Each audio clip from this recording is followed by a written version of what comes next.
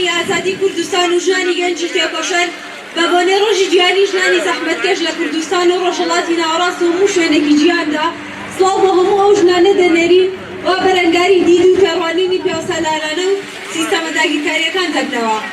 بە هەڵمەتی ڕۆژی 8 مارس داگیرکاری نۆکەری تێک دەشکێنین و ئازادی ژن مسۆگەر دەکەین. مەراسیمی ئەمساڵ بۆ ڕێزلێنانی ژنانی خۆراکری زیندانەکان و مریەم ڕۆکابی ڕێک دەخەین. تێکۆشانی ئێمە بۆ ئازادی ژنان لە ساراکانەوە تا گیانەکان، لە لەیلاکانەوە تا شیرینەکان لەسەر بنەوەی ڕەنج و بیر و ڕاوەن و بەرخۆدانی یادی ژنان گەشە دەکا و بۆ ئاستی شۆڕشی ژنان هەڵدەکشێ. دووپاتی دەکەینەوە، ئێمە ئاوات و خۆنەکانیان بەدی دەهێنین. ئێمە بە خۆشەویستی و پەرۆشیەوە سڵاو لە ڕێبەر ئاپۆ دەکەین و نەفرەت بە وێزەر پلانگەڕەکان دەدێرین. جارێکی تەڵای دەگەێنین کاتێک شکاندنی سیستەمی گۆشەگیری و ئەشکەنجەی ئیمرانی لە تێکۆشان بەردەوام دەبین. ڕێبەر ئاپۆ بۆ ئێمە هەموو ژنان لە 8 مارس و لە ساڵی 1990 دیاریەکی هەرە گەورەی کە ئایدۆلۆژیای ڕزگاری ژن بوو دامەزراند و بۆ هیوایەکی زۆر گەورە بۆ هەموو ژنی جیهان. بۆیە پێویستە ئازادی جەستەی ڕێبەر ئاپۆ بەدی بێنین، واتە سیستەمی ئەشکەنجە و گۆشەگیری سەر ئیمراڵی تێک بشکێنین. پێش 8 ئازار لە 15 شوباتدا بۆ ئیدارەکردنی پلانگەڕی نێودەوڵەتی ئێمە ڕژابووینە گۆڕەپانەکان و لە چی پلانگەڕی نێونەتەوەی بۆ ئەوەی دیوارەکانی ئیمراڵی تێک بشکێنین، سیستەمی گۆشەگیری و ئەشکەنجە نەهێڵین و ئازادی جەستەی ڕێبەر ئاپۆ بەدی بێنین. ئێمە گەشە و پەرە بۆ هەڵمەتەمان دەدەین. کاتی ئازادیە ئەم پرۆسە و قۆناغی پێیدا تێدەپەڕین ئەوەمان نیشان دەدا کە ژیانی ئازاد لەسەر بنەمای خەواتی ڕزگاری خوازانەی ژنانی ڕادیکال بەدی دەهێنێ. کاتێ سەیری دەوروبەر دەکەین دەبینین جنگ، داگیرکاری، میلیتاریزم، سیاسەتی کۆچبەرکردن و توندوتیژی و هەژاری کوشتاری سروشت لە هەموو ژیاندا بڵاوبەتەوە پێشی پێبرتوین. ڕێگەی خۆنیواندنی مۆدرنیتەی سەرمایەداری نەک لە هەر کوردستان و ڕۆژهەڵاتی ناوەڕاست بەڵکو لە گشت جیهاندا دەرکەوتووە. ئەمەش بنەمای سیستەمی پیاوسالاریە.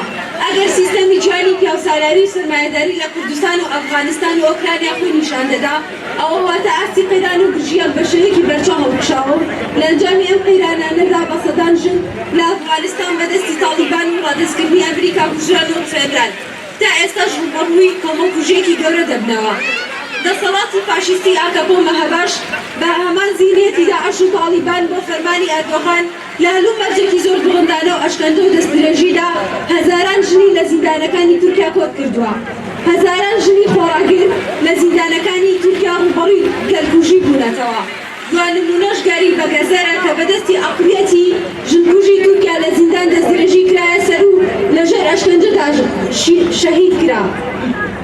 لە شوارپارچەی کوردستان لە زیندانەکانی تورکیا و پەدەکە ناوچەکانی بندەسەڵاتی چەتەکانی تورکیا لە ئەفرین و شوێنەکانی تری ڕۆژئاوای کوردستان و هەروەها ئێران ژنان لە ڕۆژێکی قورسدا خۆراگری دەمێنن. ئەم خۆراگریە ئەمساڵ گەیشتە لووتکە و هەمان ئەو زیندێتە ڕەگەزپەرستی دەوڵەتی تورک و سروشت و شاخەکانی زاک و مەتینا و ئاماشین و ڕۆڵەکانی کوردستان لەبەر چاوی هەموو جیهان هیماباران کرد. تا ئێستاش بەدەستی دەوڵەتی تورکی فاشیست لە ئەفرین و سەرەکانی گرەسپی ژنان شەهید دەکرێن و دەڵفێنرێن. زیینەتی پیاسالاری ئیرادەی ژن قبوڵ ناکا و هەموو جۆرە هێرشێکی بەرامبەر دەگرێتە بەر. ساڵان بوو بە ناوی مەریەم ڕۆکابی ئەویش لەبەرەوەی ئامادەی هاوسەرگیریەک نەبوو بۆیە بە تێزار سووتاندیان. هەمان شت لە سلێمانیش بەسەر گەنجێک ژنێکی گەنج داهات بە ناوی شریار کە مەردەکەی پاش ئەشکەنجەدان سووتاندی و کوشتی. ساڵڕۆژی هەموو ژنانی کرێکار و ڕەنزەر و تێکۆشەر واتە 8 ئادار بەرز ڕادەگرین. هەموو شەهیدانی ڕێگەی ئازادی و ئەو ژنانەی کە لە پێناو ژیانێکی ئازاد و داواکردنی مافەکانیان گیانیان بەخت کردووە وەبیر دەهێنینەوە. بەڵێن دەگەین خاوەنداری لە میراسی مێژووی ژنان بکەین کە باز لە تێکۆشانی ژنان دەکرێت. تەنها سەدەیەک لە زوڵم و زۆری سیستەم و تێکۆشانی ژنان باز ناکەین. دژی زۆرداری کە لە دوای 1980 و دروستبوونی ڕۆژی جیهانی ژنان بەڵکو بە درێژایی 5000 ساڵە دەست بەسەر نرخ و بەهاکانی ژندا ژیراوە. لەسەر ئەو بنەمایە ژنان چەوساوەن و لە سەرەتاییترین مافەکانیان کە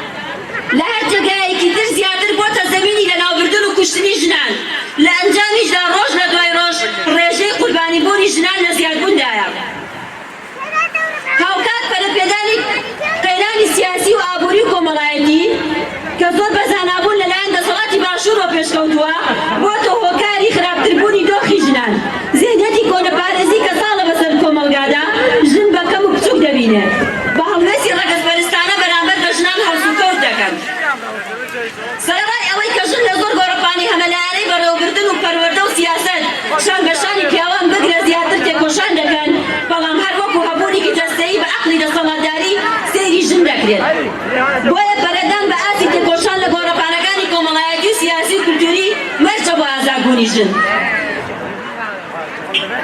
بە زیندووکردنەوەی تێکۆشانی لەیلا قاسم و ڤیان و ساکینە جانسس و دەستیناکان بێ وچان لە بەرخۆدانی خەباتی فکری و ذهنیدا دەبین خاوەندارەتی لە نرخە پیرۆزەکانی ژنان دەکەین دەبینەوە هێزی پێشەنگی کۆمەلگا و ڕۆڵی گرنگ دەژێڕین لە هێنانەلایەکی ژنان و خاوەنداری لە ناسنامەی ئازادی ژنان بکەین چونکە تێکۆشان لەم پێناوەدا ئەرکێکی مێژوویە لەسەر ئێمە ژنان ئەگەر ژن ئازاد نەبێت ئازادی گەل و خاکیش ژیانیش مسۆگەر نابێت جێگای ژنان تەنها لە ماڵ نییە پێویستە لە هەر جێگایەک بتوانین چالاک بین خاوەن بڕیار و بۆچوون بین بە تایبەت هەوڵی تێکۆشانی هاوبەش بدەین هەشتی ئادان لە ڕۆژێکدا نەهێڵینەوە تێکۆشانمان گشتگیر بکەین لە قۆناغێکی وەهادا کە لە هەموو مەیدانەکانی کۆمەڵگە و هەر چوار پارچەی کوردستان و ڕۆژهەڵاتی ناوەڕاستدا تێکۆشان و هەوڵدانی ژنانی کورد لە ئاستێکی زۆر بەرزدا بۆتە نمونەی پێشەنگ بۆ پاراستنی ژنان لە هەموو جیهان ئەرکی ئێمەش لەم قۆناغەدا بڕیاردانە